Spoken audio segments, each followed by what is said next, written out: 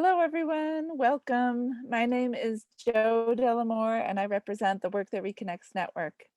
Thank you for joining us for the Webinars and Conversation Cafe series, where we are offering a wide range of rich, educational, and supportive opportunities for our global community of Work That Reconnects facilitators, members, and friends of the network. Our intention is to strengthen the web of the Work That Reconnects community while continually reaching beyond our current edges to weave deeper connections with others who are contributing to the great turning in diverse and complementary ways. Today's webinar is a gratitude that serves the world, facilitated by Barbara Ford. Barbara Ford is a climate justice activist, artist, and poet. She's a veteran facilitator of the Work That Reconnects and related practices, primarily serving activist communities. Welcome, Barbara. All righty, we did it.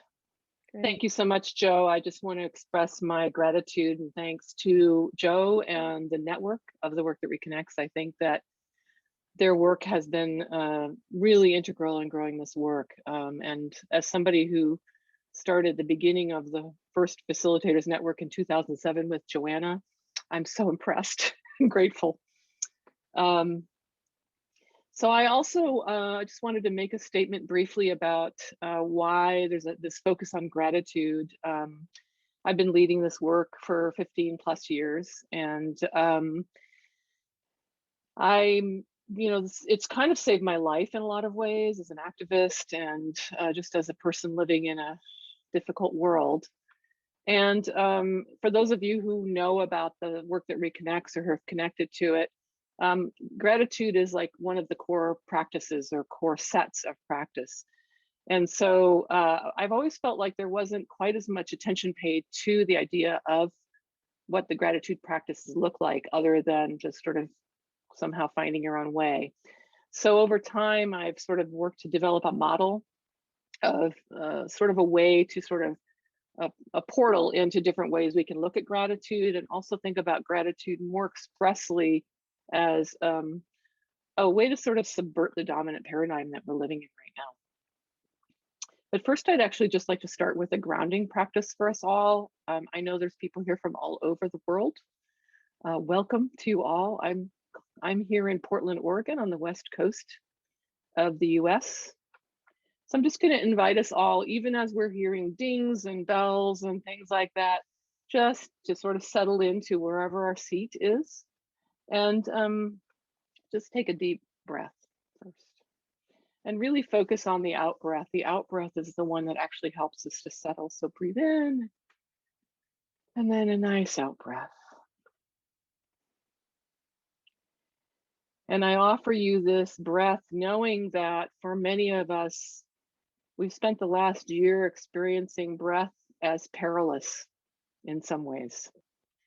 The connection of breath with other breath, the connection for me, the connection of breath to air from toxic fires that have been in my area. So just really noting that double life that we're in with our lungs and with breath, and just keep breathing. And I'm going to invite you, as you continue with the breath, to settle into your body. Feel the weight of your body settling into the seat, or however you are in the world, on the planet. Feeling your body on this planet. And as we do that, I'm just going to acknowledge that as we land on, if we connect to the land, if we connect to our bodies with this land, just one of the things that many of us in Western culture particularly have to contend with is that many of us are trying to connect to land that's been stolen. And that we, particularly those of us whose ancestors are from the colonization culture, need to remember that that land does not belong to us, but we also need to remember that we belong to the land. And both of those lessons are hard for many people. So let's just keep breathing. And one portal for me around belonging to the land is gravity, feeling the weight of your body on the planet. Remembering that we belong, and gravity's pull, the pull of gravity, can be seen as a way of telling us, yes, you belong here.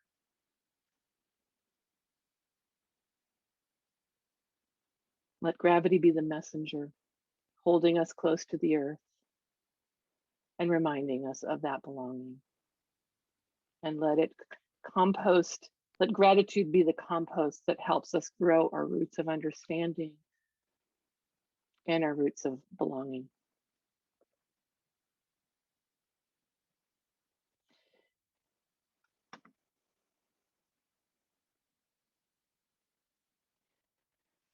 So we'd like to actually get people together into groups of 2 just immediately, just to introduce yourselves. And I'm just going to invite you to share something surprising or something. It doesn't have to be surprising, but I like the idea of looking for something surprising that you're grateful for right now. And I think we're going to for about 5 minutes on this so that you can share together.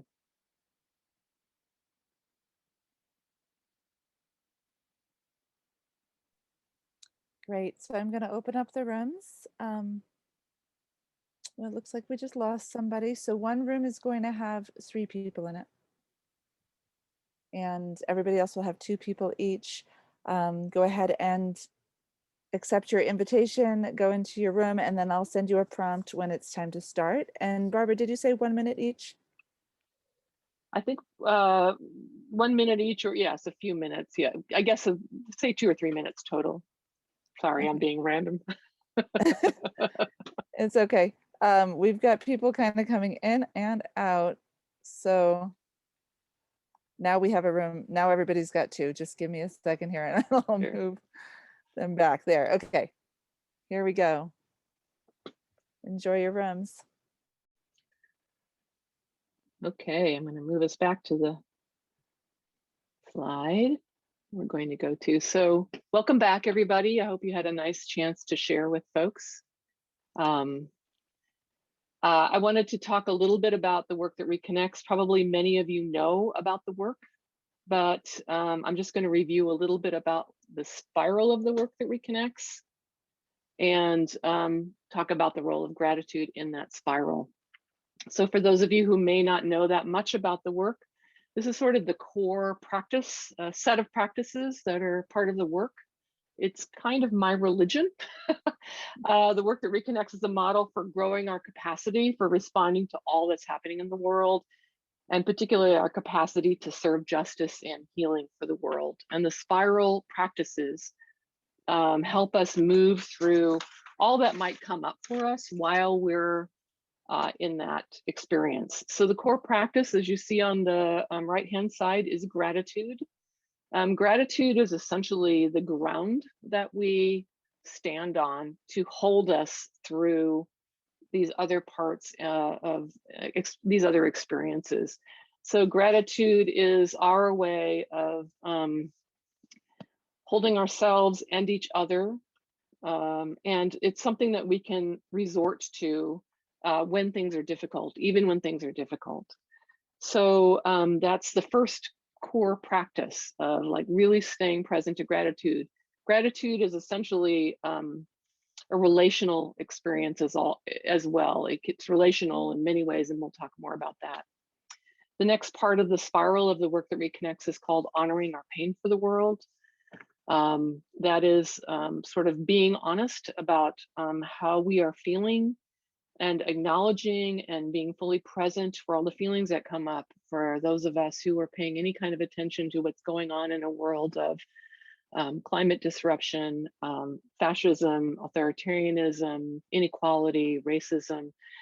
There's a lot to feel, right? So, and it can manifest in many, many ways. So we say honoring our pain for the world. It is not just about grief. It is not just about anger. It's about a myriad of experiences that we can have. And there are practices within the work that help us move through that and stay present. Both gratitude and honoring our pain for the world help us to prepare to see through the third part of the spiral, which is called seeing with new eyes, or seeing with new and ancient eyes, because many of these practices of that we're talking about are inherent within many cultures. But within Western culture, the idea of interconnectivity or interbelonging is not so much a part of our dominant culture. And so really gratitude and honoring pain for the world allows us to know more deeply our experience of time, our connection with the ancestors and the future beings, our experience with the larger world, and sort of really seeing ourselves as an integral part, deeply experiencing in an embodied way. That will lead us into feeling motivated to go forth, going forth out into the world, offering our gifts, whatever those gifts may be. Now, many people on this call probably identify as activists. That's one way of going forth.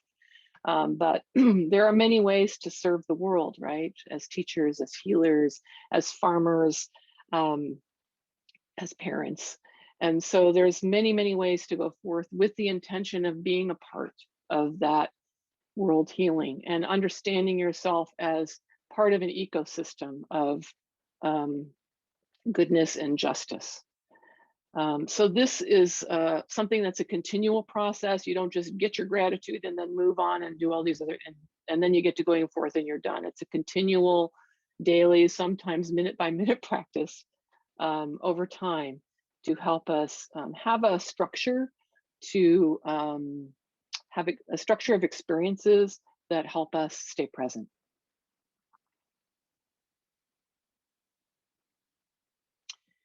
So I've been thinking a lot about gratitude for the past several years, and really thinking about gratitude as something that's radical, both in terms of rooted as well as world changing, as uprooting in some ways. So in some ways, radical gratitude is essentially a stance, a version of I'm choosing to be fully present to the world, and that includes all of the goodness of the world and all that serves the world and all that serves me and my being. So it's a stance that you can take of gratitude. That doesn't mean that you're going to be happy and joyful every minute. It just means it's like it's a place you're going to plant your flag, a place of gratitude. It's also a choice that you can make. And so we're going to talk a little bit more about, even under any circumstances, it's not to subvert the pain or to deny the pain, but it is a choice to find practices that you can look for gratitude even in difficult circumstances. Gratitude is also an offering that you make to the world, an acknowledgement of the goodness of the world and the goodness of the people and the beings and the experience of the world. And it's also, and I want to underline this, it's actually a very deep practice. So one of the things that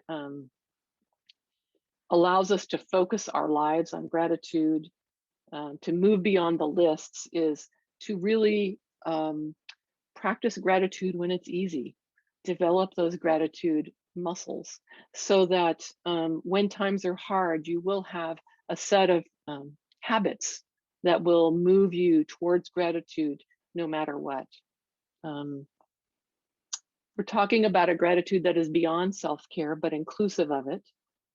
And it's not a materialistic kind of gratitude, like, oh, I'm happy I got this thing.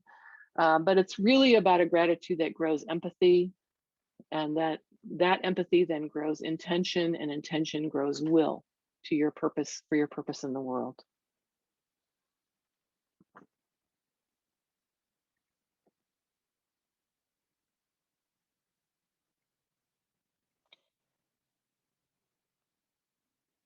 I'm having trouble with moving my thing forward because somebody's message is in the way. There we go.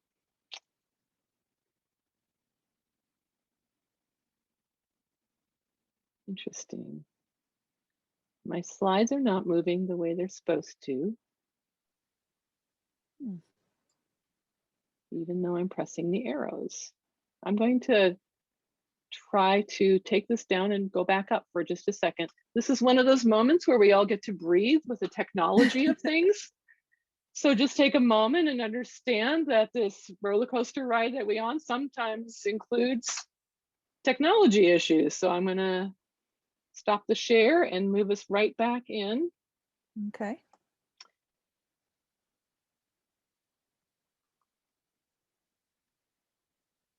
It may be that the comings and goings change things for my settings. So Hmm. I'm not sure how that works, but we're gonna give it a shot. Okay, so another thing about gratitude is that it is a practice for resistance to a dysfunctional culture. We'll be talking about that soon. It is a catalyst for generosity and solidarity. My experience has been that gratitude grows generosity. So, and in circumstances when you are in uh, situations of really wanting to be fully present for people who are in need of your presence, it also allows us to have more willingness and capacity to be fully present to those who need our support. And radical gratitude is also a model, and we'll be looking directly at that model in a little bit, that offers ideas for the creation of original and relevant practices for individuals and communities.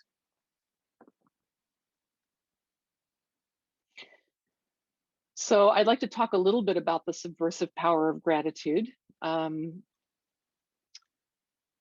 was thinking about it a lot a couple of years ago. I love this image because it reminds me of both roots and lightning.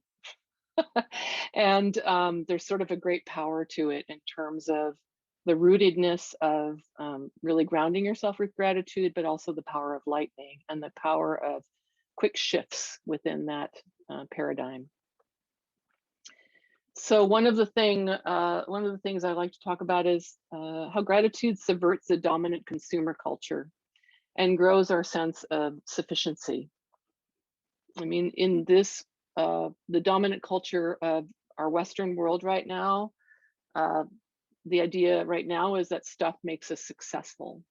And that, you know, the newer, better, larger, more powerful one is, the more one could be grateful, et cetera, et cetera. So this subverts this concept that gratitude has to do with what you have or how perfect you are, and moves us into a sense of enoughness.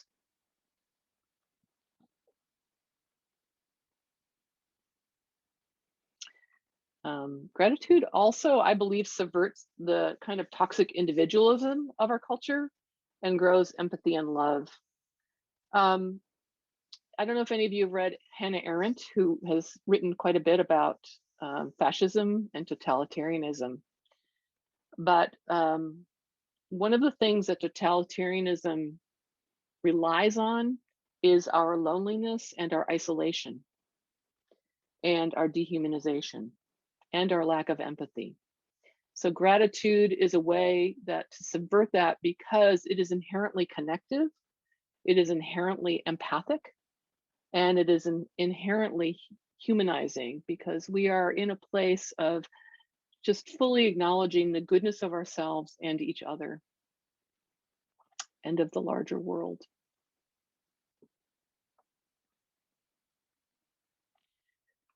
I think that gratitude also subverts that level of sort of self-diminishment.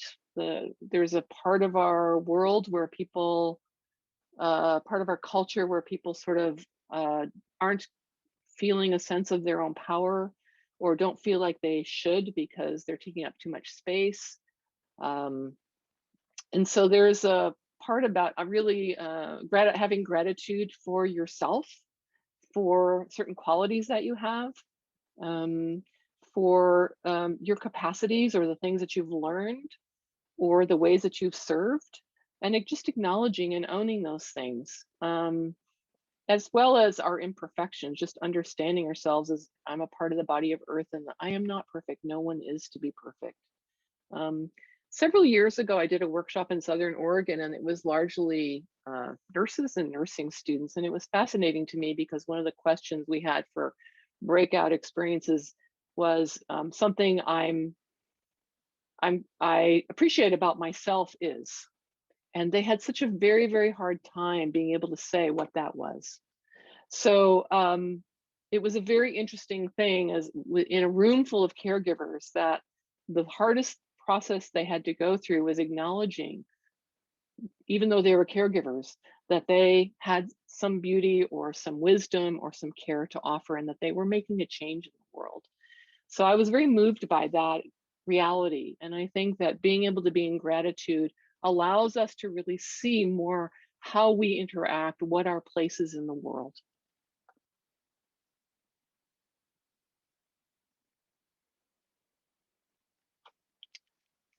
I also think that gratitude subverts power over dynamics and grows mutuality. Some of these are sort of related to each other, as you might note. But one thing I want to say is that gratitude can be shared but not enforced. That if we'll be looking at this a little bit later, but if somebody is saying you should be grateful, that's sort of not a real functional relational experience. It's something that you can model and that you can share but cannot be forced. Gratitude also grows humility. I think that it's a space of understanding that um, we are grateful to learn about things that we don't know, and we don't know a lot. And that's okay. Many of us have been enculturated into systems and ideas and ideologies that are not functional for the work of justice, for example. Um, so to be able to grow our humility and to able to be grateful for new learning and for changing our capacities. For example, those of us who are white, who are learning about the fragility of our responses when we're addressing issues of race, for example, within our world, that this capacity to be grateful and for new learning and for changing and for forgiving ourselves and trying to move forward, I believe gratitude serves that process. I mentioned that gratitude grows generosity, that the more grateful you are, the more it feeds itself so that you can offer it more and take it in more. Gratitude grows creativity. Gratitude is a form of openness and a way to sort of participate in the world because we are not shutting ourselves down and away from each other. We're learning, we're listening, we're paying attention. It also grows clarity and intention. What are we fighting for? If we are activists or if we are serving in some way, our gratitude allows us to be open to get clarity about, what is meaningful to us? What are we actually grateful for? What do we want to participate in to serve the world?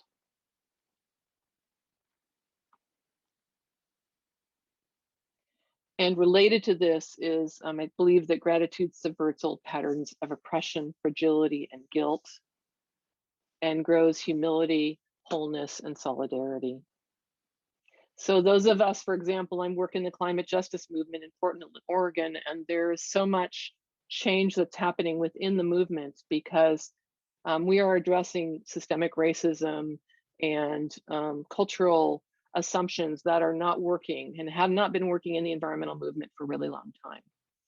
And so there's a lot of learning for example, older activists who just haven't really had to think about that. They can think about fossil fuels or they can think about polar bears or whatever, but they're not quite they're not quite capable of understanding this larger context of justice, indigenous, how it's tied to indigenous rights, how it's tied to capitalism, et cetera. And so this kind of learning is for people, especially those of us who are older, who think we know a lot and have a lot to offer.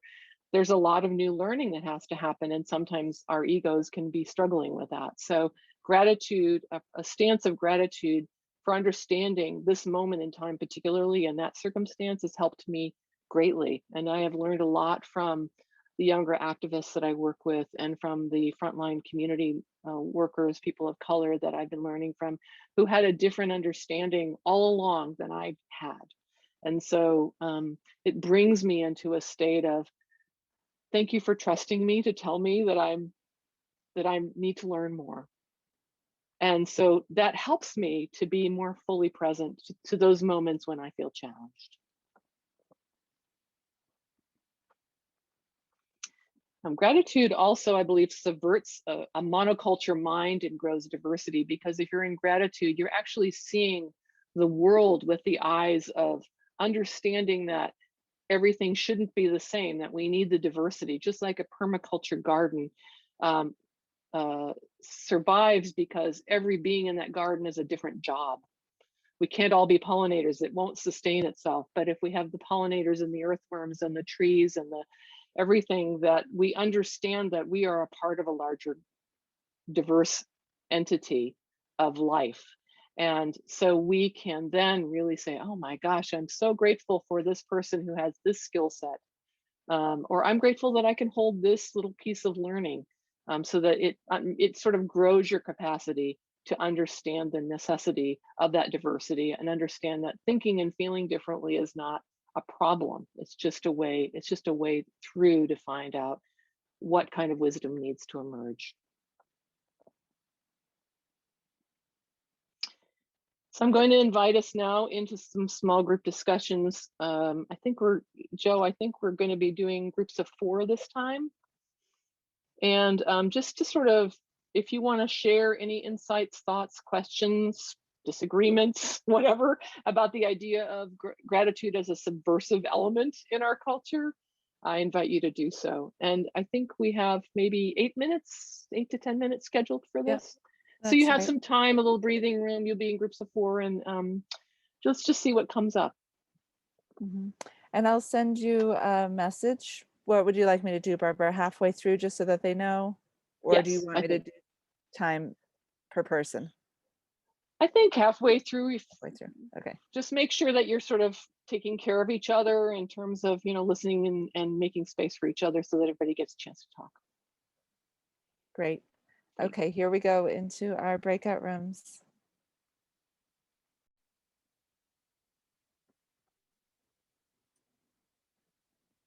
All right, everybody's back.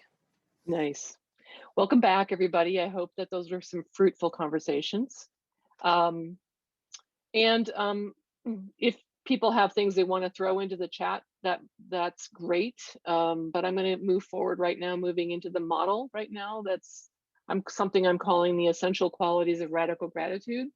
I want to say a couple things. One is that I am somebody who believes in emergence, and I also believe in collective wisdom. So as somebody who's sort of worked on and developed this model, this is the model as it is in this moment.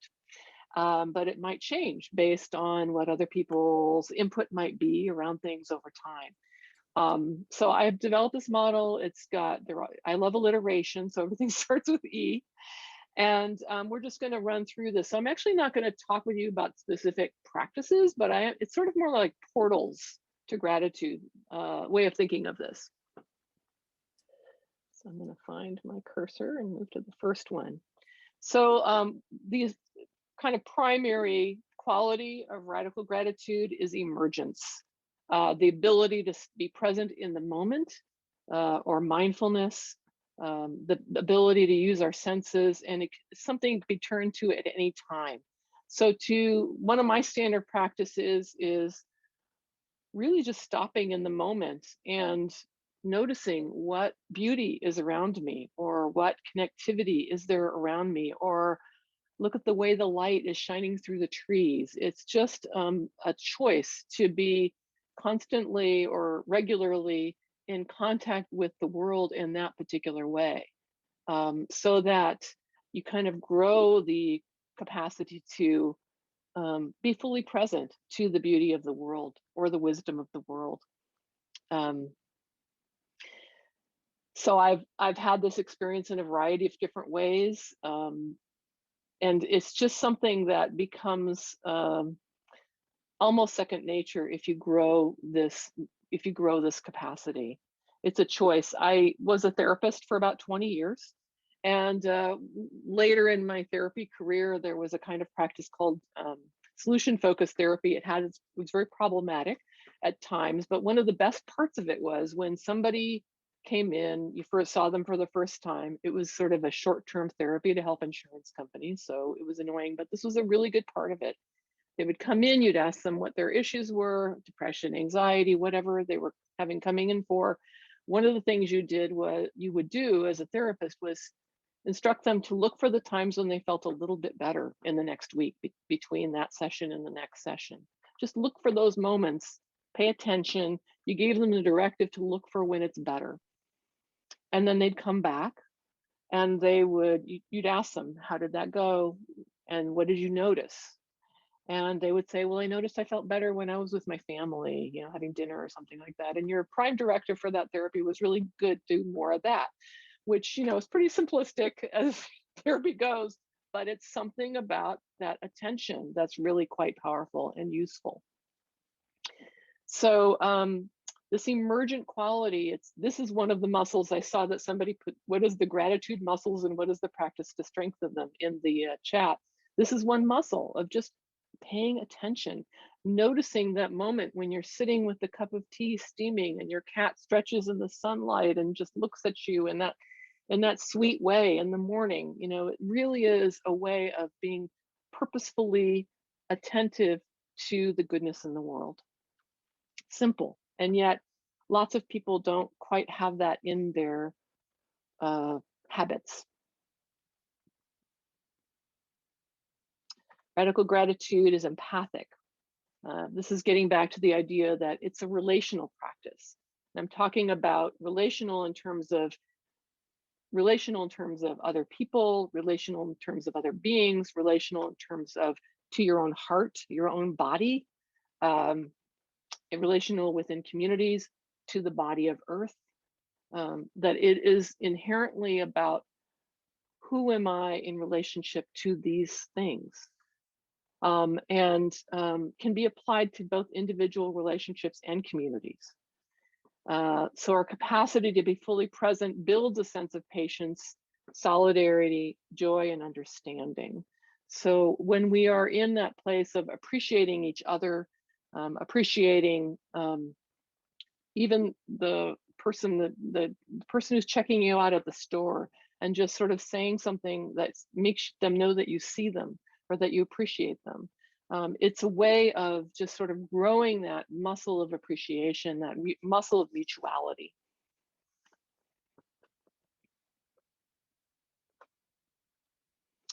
I believe that radical gratitude can be embodied, so that sensory experiences informs our internal experience, and grounding in our body grows our connection to the larger body of Earth. And I also believe that Western culture is largely a very heady culture, that we can sort of talk about what we're grateful for or think about what we're grateful for, but I do think that I call it bringing it down a few chakras is a really helpful idea of really kind of thinking about ways that you can embody gratitude, even if it's something that you normally do, like going out in the garden and gardening, that you turn your gardening into a gratitude practice, that you're fully present in that way. Or if you're dancing, that you take yourselves into that experience of dance as gratitude, or a hug as gratitude, so that it's really about attaching gratitude to things consciously that you're already doing.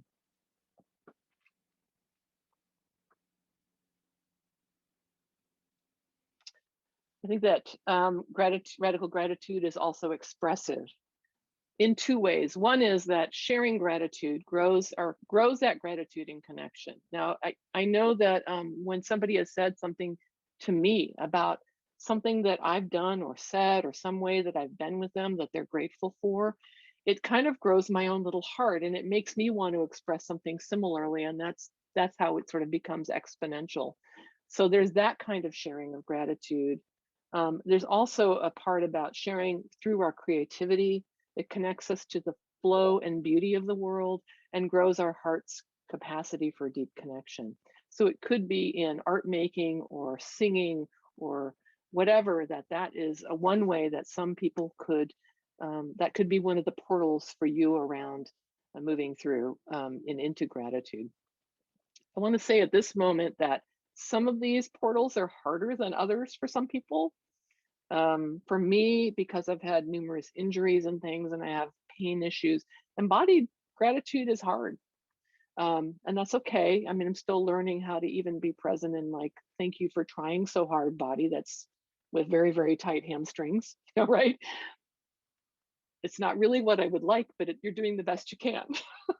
So just thinking about how some portals are easier or harder for some of us. Some people may not feel that they are in that expressive phase, but they're really good at the empathic connecting. So just notice that these are just ways, choices that we can make.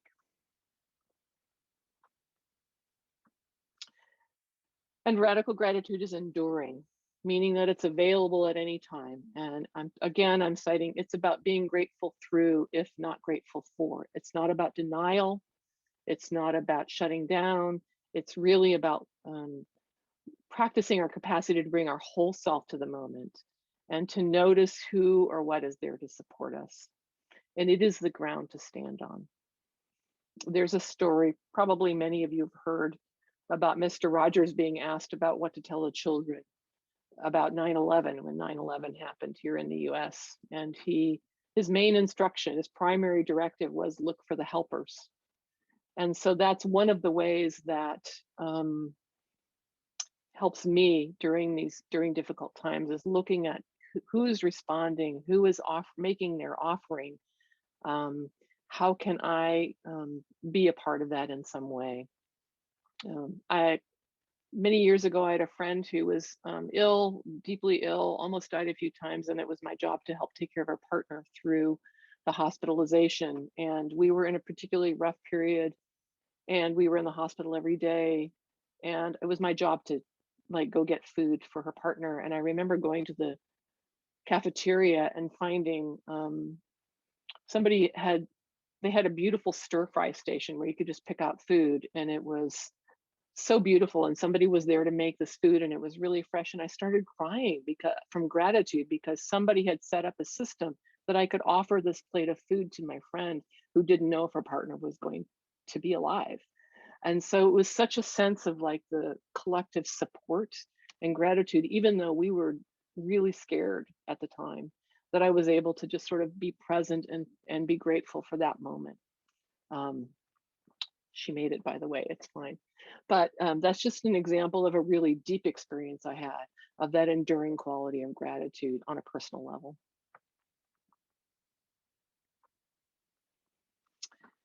I think, as we've mentioned before and referred to, and which Kristen, I think, said to our environment and nature, it connects us to gratitude connects us to the larger body of Earth and grows our sense of belonging beyond the human community.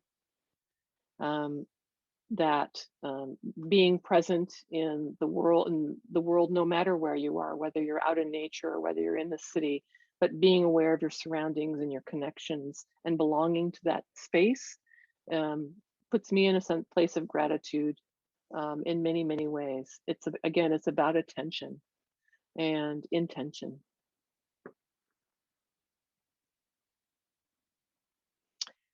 And the last piece is I think that gratitude is an empowering experience. It grows our sense of personal and collective sufficiency and grows our will to work for a just and sustainable world. And that is all born out of our understanding of ourselves as a larger part of the body of Earth. It's a part of the willingness to be fully present in all our humility and all our power and all our connectedness, and understand that we don't have to have all the answers, but we collectively can hold a piece of the sky that will be part of the change that we wish to see. And that is something that I find really, really helpful, particularly as a climate activist, because it's so overwhelming, right? That we don't really know what's going to happen with our planet. And then there's all these intersecting issues that complicate things. To just understand that I don't have to know it all, but I can hold this piece of the pie. I can hold this moment, and there are other brilliant people out there who are doing beautiful work that I can support and appreciate.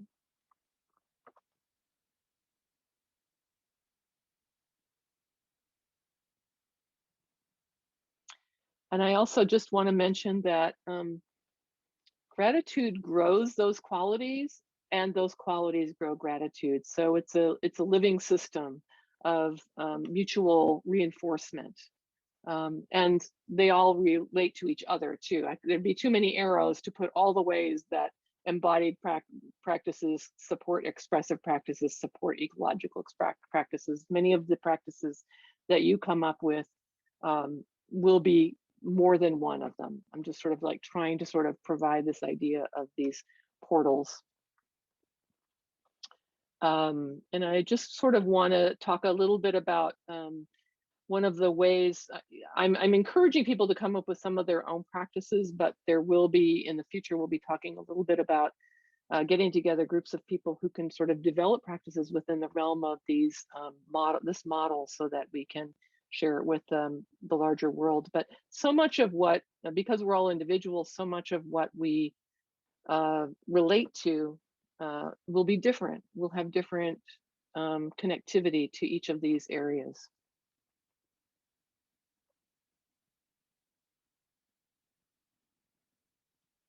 And I have a funny question, which is what might be the shadow side of gratitude? I mean, that seems like a weird thing to say, but I've mentioned a little bit before about two things. One is the issue of power, that the source of greater power might suggest or enforce an expectation of gratitude in the face of unjust or unsustainable actions.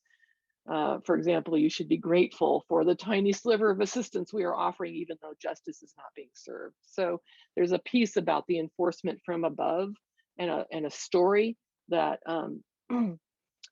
doesn't feel like true gratitude to me, doesn't feel like the truth of what, because gratitude has to do with your sense of agency and belonging. Another piece that I have questions about are kind of spiritual bypassing or bright siding or binary thinking that, you know, you can either be grateful, or you can be unhappy or sad or whatever, that there's sort of a separation here. And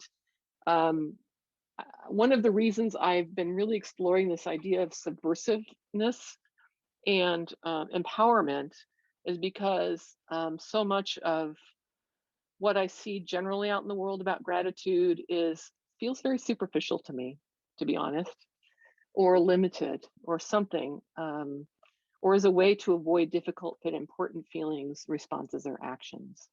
I'm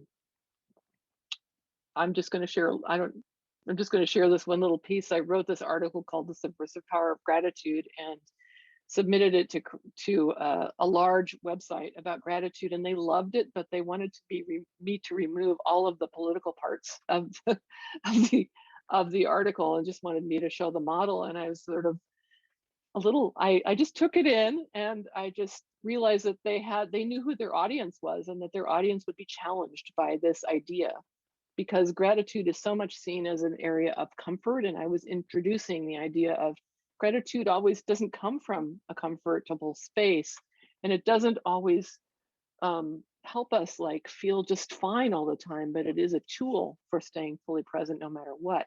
So I just thanked them for their interest and told them that I really didn't want to subvert my message, and I wished them well and thanked them for their work in the world, and didn't get published in with their stuff. So it's sort of an interesting space to be in, where you are noting gratitude as a portal and a way to hold yourself through really difficult times, or through, you know, through really acknowledging the pain of the world. So I think we're at a state where we're going to be bringing people back into small groups, just to speak with each other again. And I think it's going to be about another 10 minutes. And then we'll have the capacity from that sharing.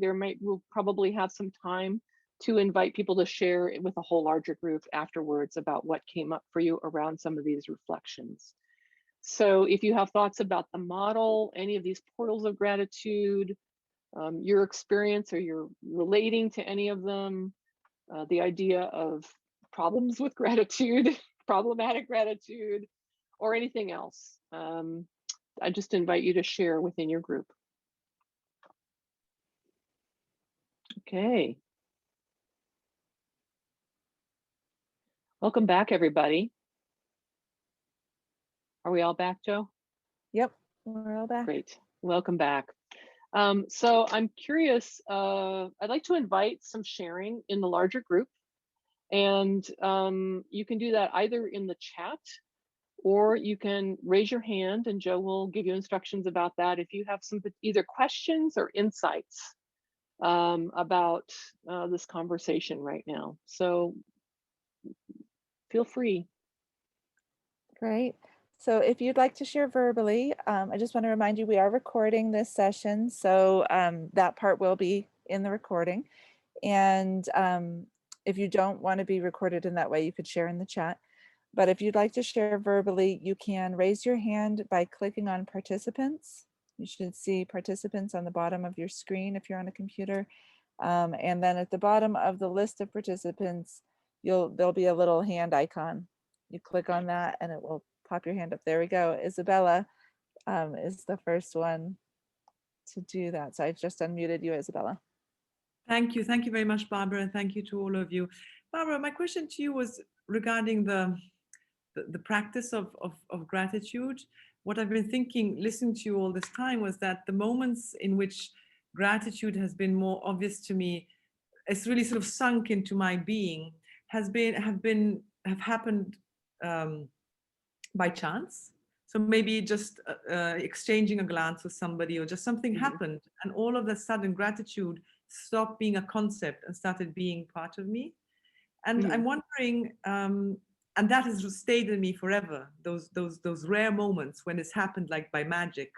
And I'm just wondering if how to make a daily gratitude practice less constructed and less artificial, or is there a risk that it might become that? I want to honor the magic gratitude that happens that you were talking about. I would just want to say first that I think that those are really important and beautiful, and this sort of fills the heart in a particular way. But I hear what you're saying is you don't want to be performative about it, or you don't want to have it be stilted in any way. But I think that there are ways that you can say, for example, you're going for a walk outside, that you maybe just set the intention for that walk to just really just take a moment of mindfulness to notice. It's not really any different than a mindfulness practice. It's just a mindfulness practice with gratitude attached, so that it isn't something where you're not in a constant state, but you can make choices in some parts of your life. Like, I'm going to go out and pick the tomatoes, and I'm just going to really notice, just pay attention to what I'm experiencing and deepen the experience in some way or another. So it really is just about your relationship and your own heart mind to just make a choice periodically, and do it when it's easy. Do it when you're just moving through the world, and then just sort of holding that gratitude can be the ground to stand on while you're having a little bit of a harder time. I don't know if that really answers it for you. Just sort of, there's nothing wrong with the stuff that's not intentional, but it's also something that we can choose to do, just like paying attention. Thank you. You're welcome. I just want to mention that Renee says, I am crushing on the perspective that gratitude is a tool for being fully present versus using as a place for comfort. Yes, I'm crushing on that too. Thank you. Any other insights, questions, wisdom, sharing, disagreements? Being with Bill Darnell says, being with my grandchildren and watching them, particularly outside, is a lesson in gratitude. Yeah, so relationships, those kinds of relationships, those intergenerational relationships, that connection to children, and being outside, that's like a combination of things. It's like about the relational piece. It's also about connecting with the larger body of Earth, and also being with your children while you're doing that. So yeah, that's a nice and common thing, but what I'm getting is you're noticing that gratitude in that moment.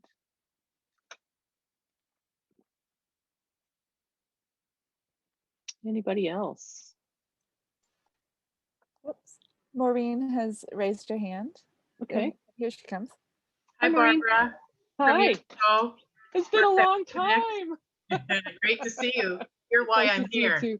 Oh, Attracted, grateful for you. But anyway, in our group, we focused somewhat on vulnerability. You had the buffet example in your own life during a vulnerable moment of yes. potential dying of a friend, and that beautiful buffet of stir fry, etc. So a couple of us were reminded of vulnerable moments in life when Yes. a random act of kindness, and maybe that came from within us or it came from someone else, but where it shifted the energy towards the kindness evoked gratitude.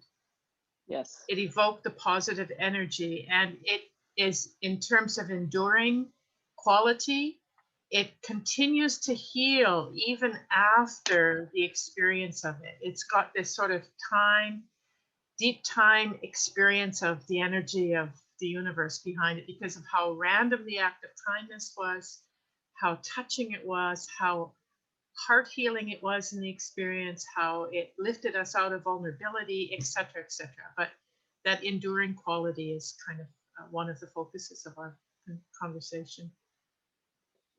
Yes, thank you so much for naming that, because vulnerability is an important part of our lives, and it exposes us to. I mean, we're exposed in so many ways, but we're exposed to kindness.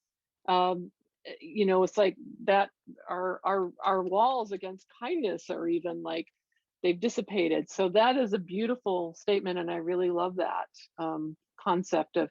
I had it as an idea in terms of our vulnerability related to difficult things, that if we can sort of reframe the idea, for example, the issue of our vulnerability around political issues, say racism or something like that, that we can soften ourselves to take in information and feel grateful for the new information. But there is a piece of about that kindness place. It really does reverberate throughout our lives. I bet there's many of us in this group right now who can remember a moment where they were vulnerable and somebody was deeply kind to them, and that has shaped some version of how they see the world, or at least held it as a memory even in difficult times.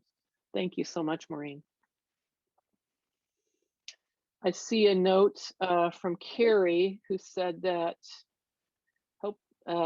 one, I think it was a member of her group, said that grief and gratitude are either side of the infinity symbol.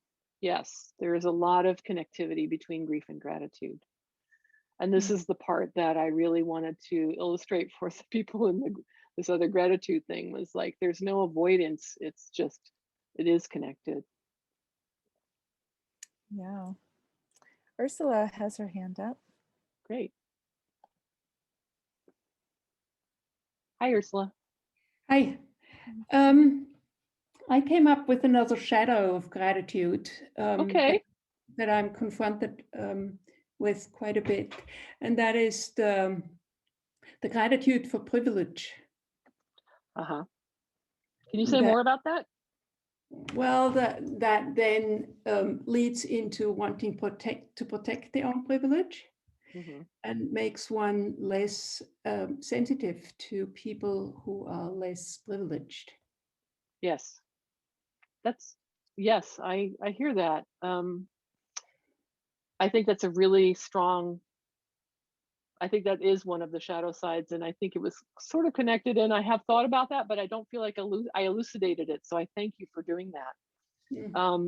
One of the things that I've thought about in terms of that is particularly the idea of is it a gratitude that connects you, or is it gratitude that separates you? And so that what you're talking about is a kind of gratitude that separates you from the other. And so that is an element that I'm really grateful that you brought that up, because I want to have that illuminated more. Thank you. Somebody said once, gratitude, I can't remember who it was, somebody famous, gratitude is not, it's a way of life. It's not So it's not grateful force, but grateful as a way of life. Yes.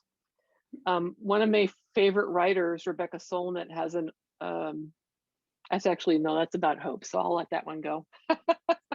She talked, although you could use it for gratitude, she talks about hope is not a lottery ticket that you clutch, you know, feeling lucky. It's the axe you break down the door with. And maybe gratitude is that too. We'll see. Thank you so much, Ursula. Thank you. Any, well, maybe one more. Any other thoughts? I see Anna wrote, being grateful for the challenges and even the difficulties in our lives and finding strength in that. Yes.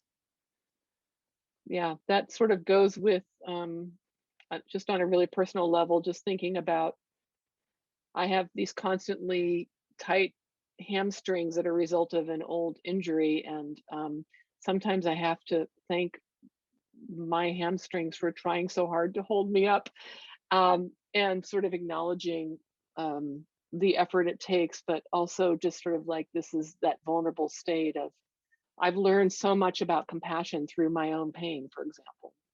It's made me more present in some ways. And then Kristen wrote, I feel that it has a lot to do with the individual versus community. The individual wants to protect what they've worked for. Yeah, so that ties into what Ursula had said about privilege, I think, to a degree. Okay. Any last thoughts? Okay, I'd like to share a little bit about what's up next for the Radical Gratitude Project. I've been working on this by myself for a number of years, just thinking about the model and thinking about a lot of these ideas. And I now have a partner in the project. We're right now in the midst of creating a new website, radical-gratitude.net. That will be coming up sometime in the next few months. One of our plans, my partner is Dawn Smallman, who's an activist and a filmmaker. And we're planning a video series. We want to do interviews with activists, artists, and other thought leaders on what kind of holds them through their work and their offerings in the world, and how does gratitude play a role in that? Because I think that, again, I believe in collective wisdom. So we're going to sort of try to focus on this idea of gratitude and resilience in the working for the world. We're also planning to offer some either online and or perhaps in person retreats, gatherings that I'm calling the Rad Grad Labs, that will be virtual and in-person gatherings to create and share practices using the model, and more webinars forthcoming. And I'm going to be really brave, and I'm going to say that as a result of some of these things, I hope to write a book on this idea to expand and take it out into the world in a different way. And I just want to mention that Larry in Glasgow says, he mentions the idea of Ubuntu. I am because we are is a gratitude practice made famous by Desmond Tutu. Yes, thank you for saying that. Any last thoughts, feelings, experiences, questions, uncertainties? I'm grateful for your offering this. Thank you so much. Really appreciative, and appreciative of the chance to talk with the folks in my room. Great, thank you. It's lovely to be able to share this work. Thank you for showing up. I also want to lift up the work of a lot of other facilitators. Keep looking, learning. I know Joe does beautiful work with parents around the work that reconnects. And I see some beautiful friends here that I haven't heard from for a while. So thank you so much for your participation, your full presence. And I invite you, if you like to get on my mailing list right now, it's at the barbaraford.net website. If you want to learn more about the events that we're having on this issue. And I hope to do more through the network as well. Is there anything else, Joe, that we need to do before we sign off? I'm just gonna give a big thank you from the network. So Great. thank you all so much for joining us today. Great. Oh, I'd like to share just the final screen. Can you stop your share? Yes.